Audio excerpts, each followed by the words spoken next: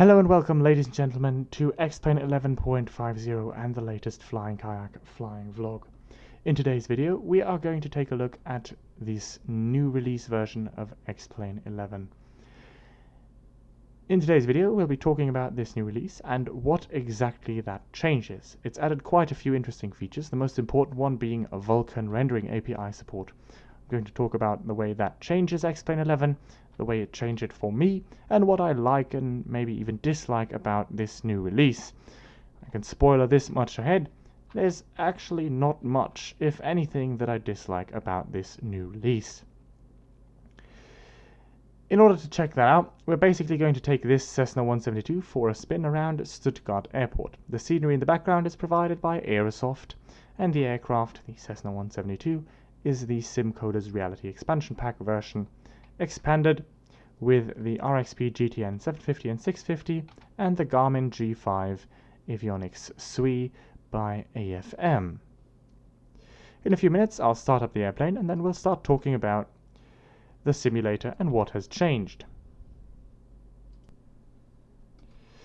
Alright, ladies and gentlemen, welcome back to X-Plane 11.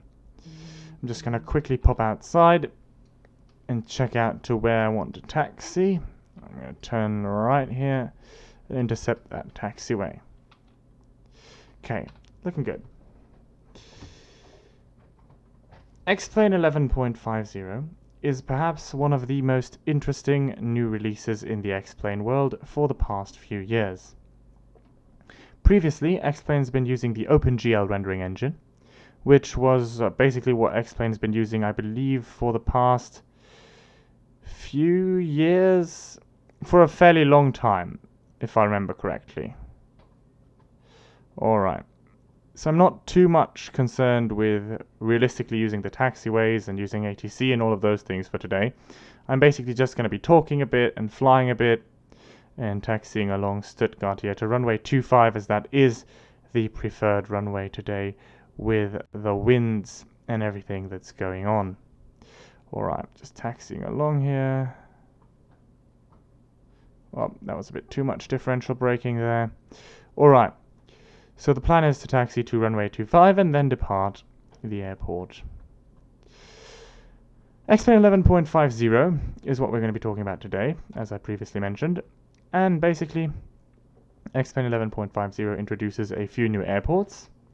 Actually, it introduces 1,742 new 3D airports and 498 new total airports, so that's a lot of new airports. But the primary feature improvement that we are seeing with X-Plane 11.50 is the introduction of the Vulcan rendering API. The job of the Vulcan rendering API is to replace the older OpenGL rendering API, and thus replace the way that X-Plane 11 displays what you're seeing on the screen right now and what you see on the screen when you're running your X-Plane 11 flight simulator. The way it does that is actually fairly complex, and I really have no idea how that works. I'm going to be straight up honest with you. I am not a very good computer guy, but I tried to understand it, I tried to read through it, and it didn't really work out for me.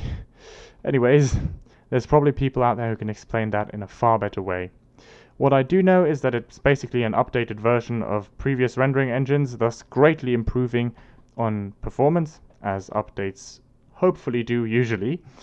And at the same time, it is also a version that relies more on the hardware of your PC and less on drivers, thus meaning that you can utilize your PC's hardware in a more extensive manner and will get better performance out of it. So basically what Vulcan means is that your PC will now be far more performing in X-Plane, as will, well, your frame rate. So that means that you'll basically have a higher frame rate at the current amount of settings that you have, and you'll have less stuttering with your computer. That all sounds really great in theory, and I've got to be honest with you, it works really great in practice as well. So there's not really a noticeable catch or problem with this update, I have to say. I'm very, very happy with the update and with the use of the Vulcan rendering API in general. Okay, let me just quickly take off here. Very nice. And we're airborne. Switching to a bit more instrument-oriented view here so I can see my heading indicator. And back to a more general view. Okay. So basically, X-Plane 11.50 has provided me with a noticeable increase in frame rate inside the simulator. That's safety height. Okay, there goes my flaps. And there goes my turn. Okay. So X-Plane 11.50 has provided me with a noticeable increase in frame rate. And I also do feel like the simulator is running a little smoother. However, that is very much my personal opinion, and I don't really have any data to back it up.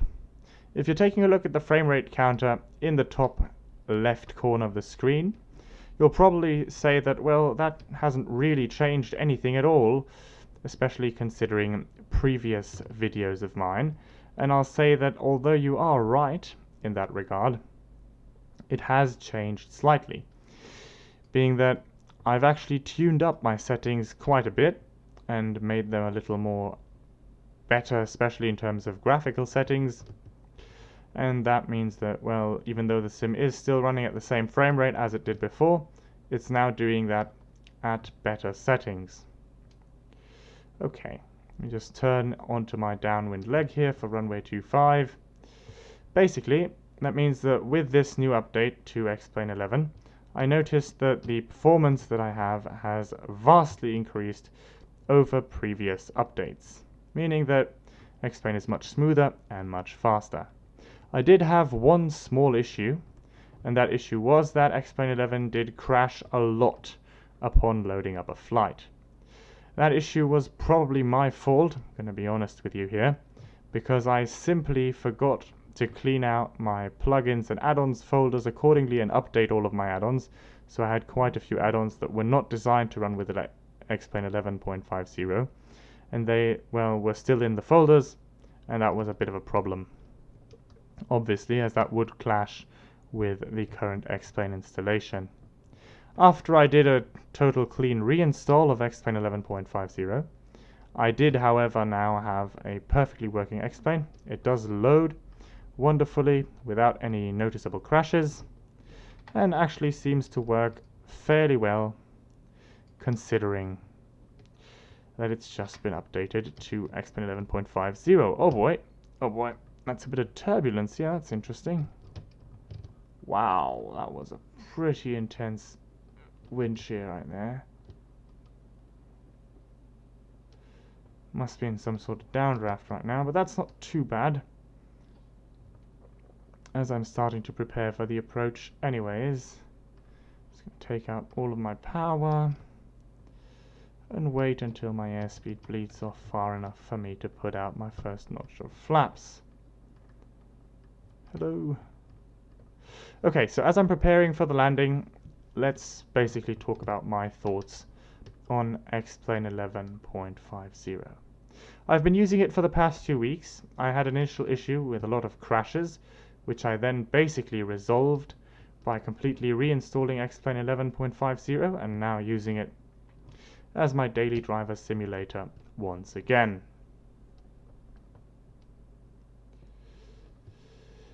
The update greatly increased smoothness of the simulator, and not only that, it also greatly allowed me to have an increased frame rate, or if I didn't want that increased frame rate, basically to increase the amount of graphics fidelity that I have. In general, that's a very good situation and a trade-off I'm happy to make, as I don't really need much more than 30 FPS, and I can happily maintain that even in more demanding situations in the flight simulator. In general, that means that this update, in my eyes at least, was pretty much a very good success, and I'm really happy with the way it's been implemented. I enjoy flying around in it, and I enjoy using it. Now let's see what I can do with this landing. Also, for the next videos, you can be looking forward to me taking a first look at the AFM G5 gauges, which are the glass cockpit gauges that you can see installed in the aircraft at the moment. They're really cool and a great addition, especially to the Cessna 172, which I really enjoy using in this simulator. They do work with the Reality expansion pack for the Cessna 172 and therefore make for a fun simulation, especially in an IFR environment. But I'm going to talk more about those once we're actually doing the first look video on those. At the moment I'm just trying to get my airspeed somewhat trimmed out for my approach speed. It should be a slight bit slower than where I currently am at. 75 knots now and still descending. It's not what I wanted. Step on the ball. Not going to use my last notch of flaps. I'm not sure if I actually have that out already. Anyways, my plan is to not use that, as the wind is fairly high, so I'm also going to leave in some airspeed reserve. There we are. It's looking good. Okay. Nice on centerline, actually.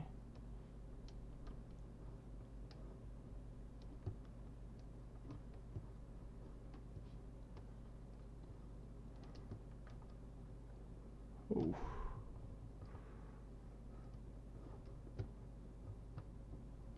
Well, the passengers surely know that she's down now.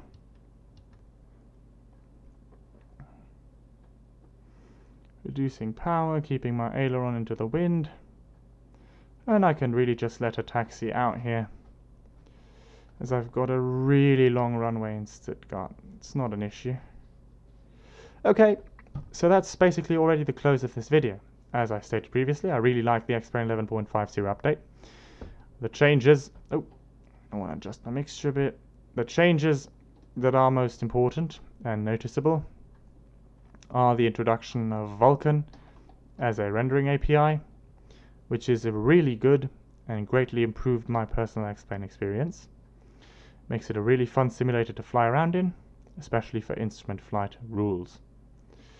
In the next few videos, I'm going to be talking about how Xplane 11.50 is my current go-to simulator for instrument flight, and how that compares to the new Microsoft Flight Simulator 2020, which I also very much enjoy using. Just going to taxi out here a bit fast actually. I'm going to reduce my power a bit. Take my mixture that's nicely leaned for ground operations. I can turn off my strobe, my pitot heat, and my landing light. Turn on my taxi light. There you are. It's looking very well. Okay. My transponder's squawking VFR. Very nice. Okay. So thanks a lot for watching, and I'm looking forward to seeing you the next time when I'm going to be talking about Xplane 11 and FS 2020, the Garmin G5 gauges, and a few other new things that might interest you.